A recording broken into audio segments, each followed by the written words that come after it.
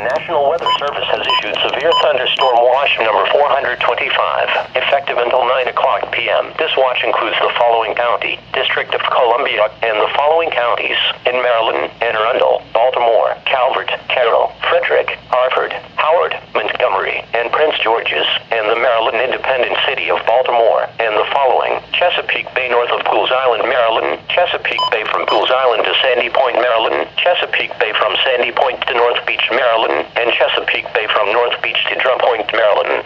Remember, a severe thunderstorm watch means that conditions are favorable for the development of severe weather, including large hail and damaging winds, and close to the watch area.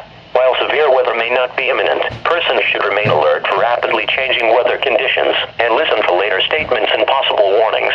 Stay tuned to NOAA Weather Radio, commercial radio and television outlets, or internet sources for the latest severe weather information.